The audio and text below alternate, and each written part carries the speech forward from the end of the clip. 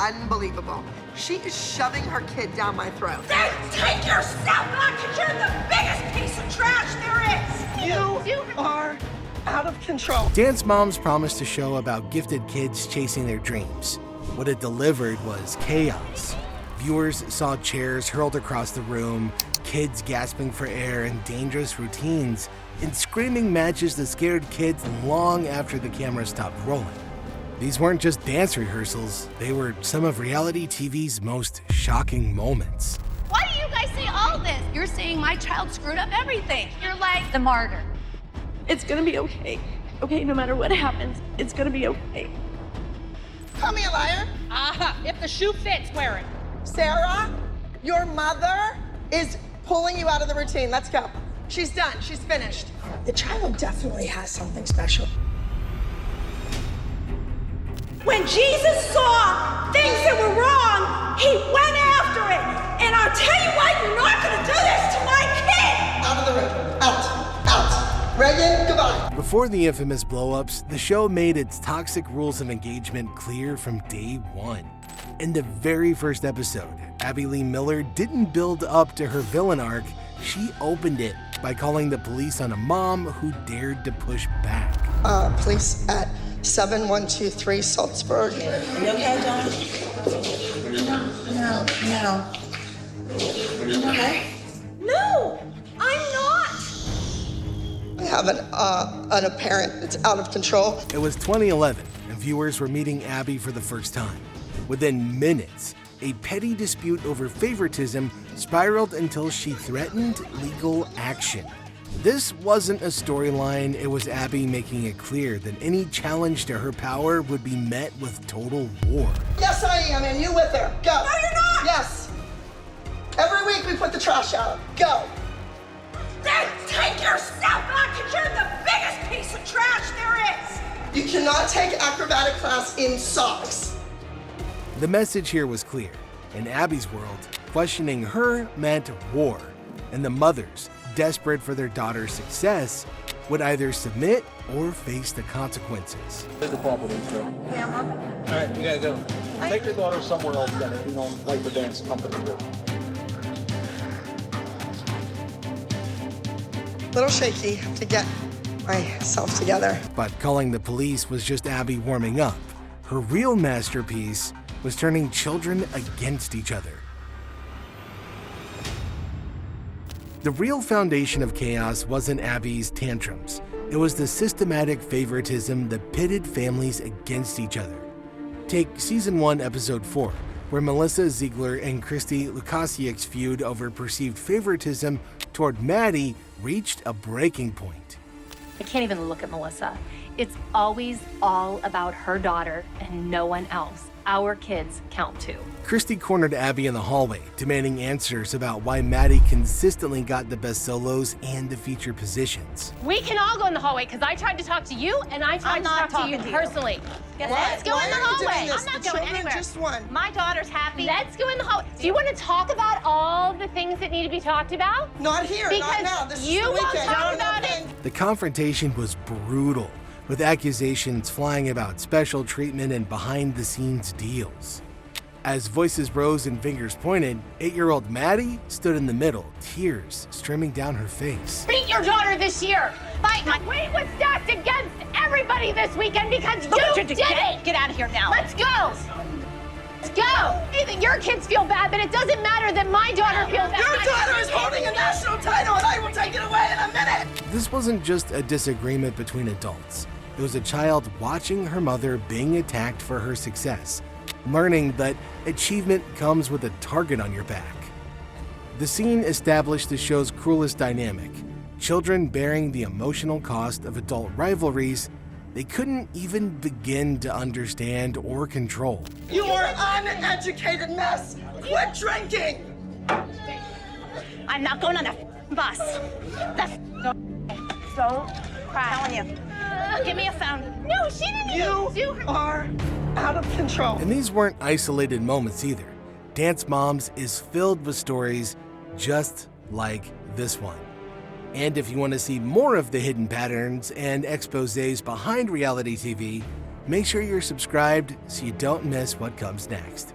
Okay, even systematic favoritism paled in comparison to what happened when Abby decided 8-year-olds needed to be...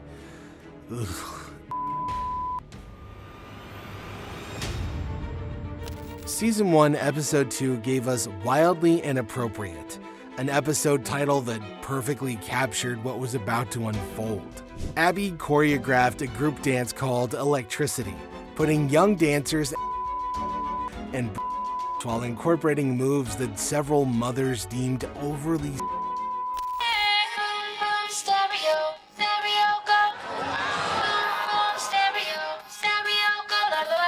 Baby, let's just dance, dance. Let's just dance, baby. I just wanna dance, dance, dance. Christy, Kelly, and Holly were horrified, arguing that the routine children. But Melissa defended it, claiming her daughter Maddie didn't understand the concept of. The argument revealed the show's fundamental problem: adults using children's innocence as justification for questionable creative choices that made them money. Another win. Good job, yes. The routine failed to place a competition, but the damage was done. Dance moms had established that controversy would trump common sense, and that children's comfort would always be secondary to creating compelling television. When it comes to loving, it takes its time. And if raising children wasn't controversial enough, Abby was about to prove that racial insensitivity could be even more tone-deaf. Season 3 brought us one of the show's most culturally tone-deaf moments. Abby planned a tribute dance to Rosa Parks, which should have been straightforward, except the casting process revealed the underbelly of the studio's racial dynamics.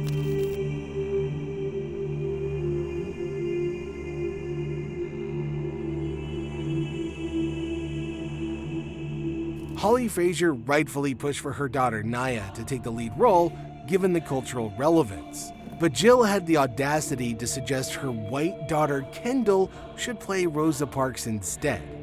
The suggestion was so inappropriate that it left the other mothers speechless. I don't know. I mean, you know, come on. Maddie's the strongest dancer. So I don't know if I'm going to use her for Rosa Parks and go against type. I have no idea. I know you want Kendall to work on her face, and if that's what you want, then I need to get that for Kendall. You know what, Jill? If she gets it, she's going to get it on her own. Excuse me, Jill. I'm going to get back to her. Okay. Holly's fight for her daughter's rightful place in the routine wasn't just about one dance. It was about challenging a system that consistently overlooked Naya despite her talent. The fact that this even became a debate showed how normalized discrimination had become in the studio environment. Unbelievable. She is shoving her kid down my throat. I want you out of the store. You're not seeing what I'm buying. Go. Poof, be gone. But the cultural insensitivity, that was just getting started. The relationship between Kelly Hyland and Abby had been deteriorating for seasons. But Season 4 brought their conflict to a terrifying climax. During a heated argument about Kelly's daughters, Brooke and Paige, Abby hurled a chair across the room in rage. Kelly, do something! Done! You, Abby. You don't need him for the competition. I told you to do it for today. Kelly's response? She flipped off Abby in front of all of the children, including her own daughters. The scene was total chaos. Adults screaming, furniture flying, and young dancers cowering in corners. But the most disturbing part wasn't the violence itself. It was how quickly everybody normalized it. Who's solo? Why are you punishing Paige? Abby should have left the room, came and spoke to me, and I would have explained to her why she had no stoppers on her chair. Because I was busy doing Abby Lee Miller's job, making her costumes. Paige stood crying as her mother and teacher engaged in psychological warfare, using her as ammunition in their personal vendetta. This wasn't reality TV drama anymore. It was a workplace where children weren't safe from it. You know what, Abby? We're done. You're not doing a solo. Neither of my kids are doing a group dance. That's fine. okay? That's fine. Good luck paying your bills without my tuition. I pay for costumes and props, and I don't get them. I've been here all day making costumes for you while you were down the road eating. Throwing chairs was violent, but Abby's next attack would cut deeper than any physical blow. Abby's comment to Holly about Naya's hair, telling her to fix Naya's weave because it was horrible and didn't blend with the other girls, wasn't just culturally insensitive. It was a deliberate attack designed to humiliate both mother and daughter on national television. Fix this hair, because it's horrible. And why don't you fix your hair and fix your face and your body and everything else? And That's fine. When I join your dance company, I'll do let's it. start critiquing people. Let's start with you. Look in the mirror. Holly, typically composed and professional, was visibly shaken. Her daughter, a talented young performer, was being reduced to her appearance in the most demeaning way possible. The comment revealed how Abby weaponized and as tools of control. I got approval for those braids when I got them put in. Not in from my dance company, didn't it? Yes, It says I right did. in it. Yes, Do I not did. change your hair. And you know what? I did get approval for it, and this is part of her ethnicity. Well, it's weighing her down. It's Ethnic weighing her dancer. down. But what made it worse was the silence from other mothers who witnessed it. Their failure to intervene showed how the toxic environment had conditioned everybody to accept unacceptable behavior as long as they weren't the target. Your mother thinks you're early. You're not.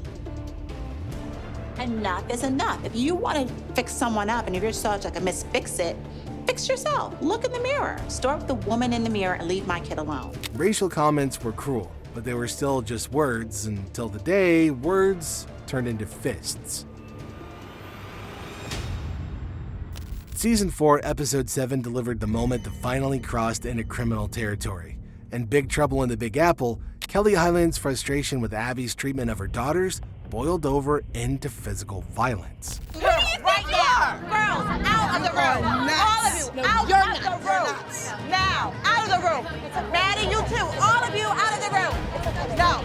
She's crazy. No, I'm not crazy. You're eating my face. After Abby made particularly cruel comments about Brooke and Paige, Kelly grabbed Abby's hair and the two women engaged in an actual brawl. Other mothers tried to intervene as chaos erupted in the studio.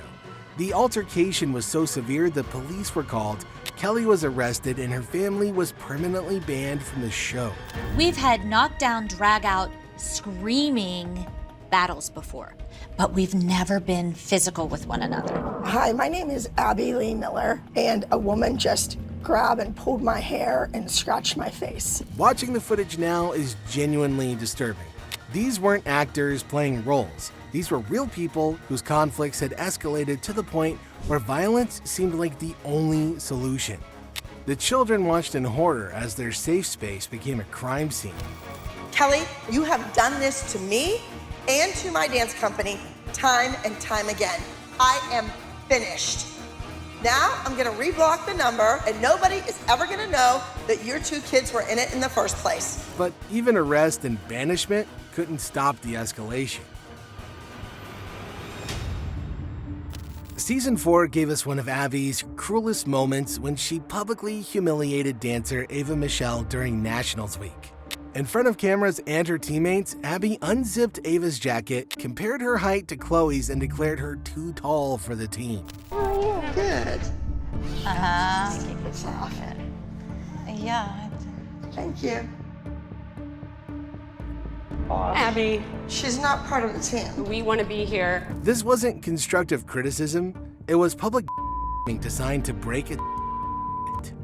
Ava's devastation was visible as she processed being rejected for something completely beyond her control. The psychological impact of that moment would follow her for years. Chloe, step forward. This is time. This is time number 3. Ava, stand next to Chloe. Who does this to their kid? Ava, you're too tall for us today. You're cut. Thank you. You can go. The scene revealed the show's most disturbing element, adults using as entertainment. Ava's height became a storyline, her pain became content, and her humiliation became ratings. Thank you for this opportunity.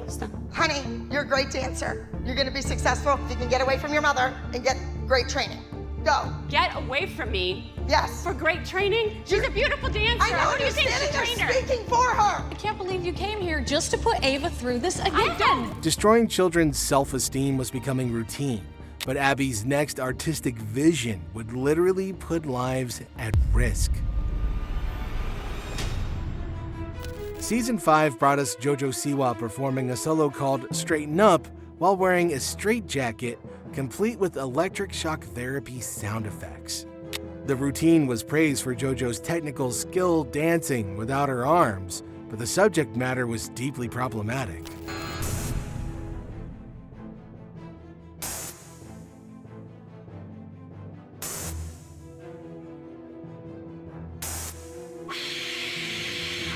Mental health advocates were horrified by the casual treatment of psychiatric treatment as entertainment. But more disturbing was watching a young performer execute a routine that trivialized serious medical procedures and stigmatized mental illness.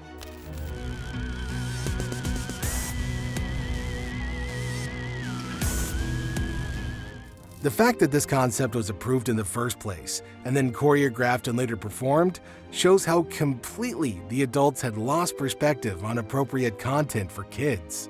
Making light of mental illness was disturbing, but Abby's next stunt nearly killed a child on camera. In the same season, JoJo nearly suffocated during a group dance called Plastic Bubble, where she performed inside a shrinking plastic enclosure while executing a strenuous routine.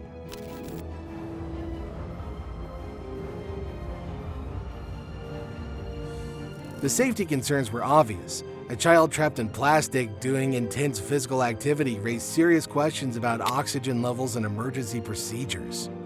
But the show presented it as artistic innovation rather than acknowledging the genuine danger. JoJo's mother seemed more concerned with the performance than her daughter's ability to breathe safely. This wasn't edgy choreography. It was child endangerment disguised as entertainment. Nearly suffocating a performer was dangerous, but exploiting a child's family trauma would prove there was no pain too personal for Abby to monetize.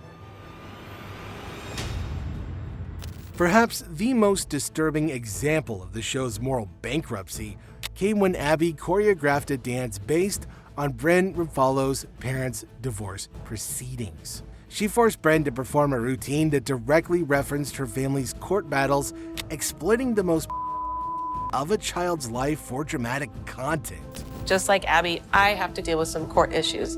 I got divorced 3 years ago, and from what I've heard, it's very common a few years into a divorce for there to be custody issues. It is hard. Her visible discomfort throughout rehearsals was heartbreaking. Her mother actually encouraged her to share her emotions, while other mothers like Jill attempted to film her breakdown. The scene revealed adults who had completely lost sight of a child's well-being in favor of television drama. It is family court. It's a very common thing nowadays, unfortunately. This is going to touch a lot of people in the audience, a lot of emotions. A lot of people know about this stuff. I need to see the turmoil. Using a minor's family trauma as choreographic inspiration wasn't creative.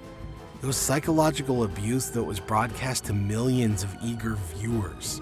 I went through this. I'm a child of divorce. I mean, I think for any kid to sit and watch the dance and be like, oh my gosh, Bryn is going through the same thing I'm going through, that could actually be kind of powerful at the end.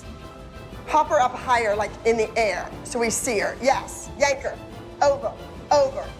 Using divorce as choreography was sick, but the final straw came when Abby turned victory itself into humiliation. Season 5's Chaos and Nationals lived up to its title when Abby ordered the entire team to walk off stage after placing second. Her claim that the competition was rigged demonstrated the worst possible sportsmanship and taught the dancers that losing gracefully was less important than creating drama. So tell us about it. What are your feelings? Okay, fixed. Explain that to us. The children, who had worked for months preparing for this moment, were forced to participate in their teacher's tantrum. Their disappointment in not performing was secondary to Abby's need to control the narrative. Their dance is good and their costume is good, their routine is tight, and we didn't win. We got second. Did everyone pay to come to this or was it free?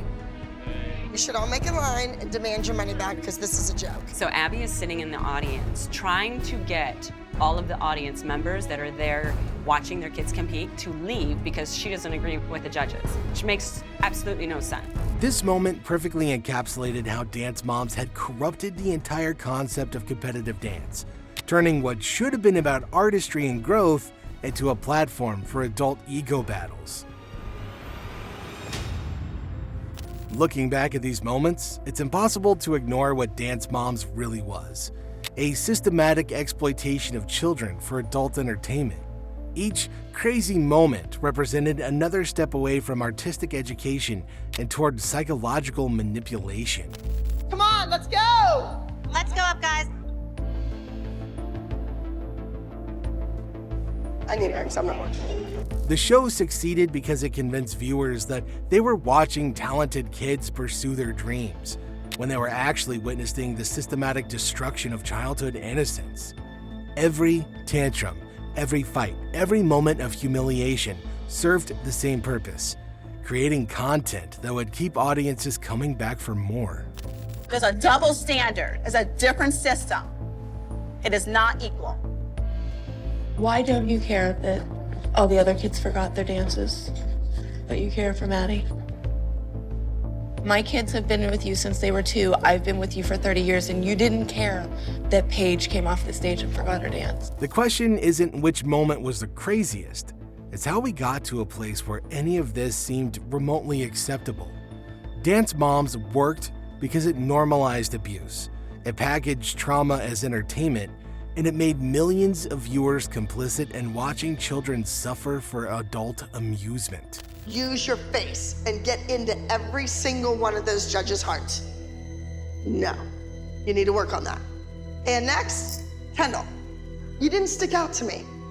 In your improv, it should have been like, ooh, wow, look at that, who's that? I didn't do that. Abby's heart was not in that group number. It wasn't a group number. She threw it together, the kids went out, and they improv. Abby Lee Miller served prison time for financial crimes, but the real crime was what happened to those children in full view of cameras, producers, and audiences who chose to watch rather than look away. Peace out. Do not wreck my new car. Okay? Okay, guys.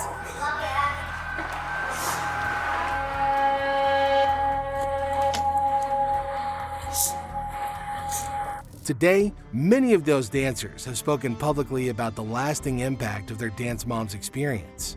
Some have found success, others have struggled with the psychological aftermath. All of them had their childhoods commodified for a television show that prioritized dysfunction over development. She's holding 2 national titles! You went backstage before something and said, be like Maddie! Who does that to a kid? Deny it all you want. Deny it all. Why wouldn't you want to be like Maddie? I want to be like Maddie. 2 solos will be competing, Maddie and Chloe. I guess she's setting us up for another Maddie-Chloe showdown. Wait, play yours. And the most disturbing part? Millions of people watched. They shared clips, and they made it profitable to continue the show. Dance Moms taught us that there's no line reality TV won't cross, no childhood trauma it won't exploit, and no moral boundary it won't bulldoze as long as people keep on watching. But I guess the real question in all of this, what does this say about humanity as a whole? Especially when they consume content like this wholesale. Thanks for watching, and if you enjoyed today's deep dive, don't forget to check out some of our other content.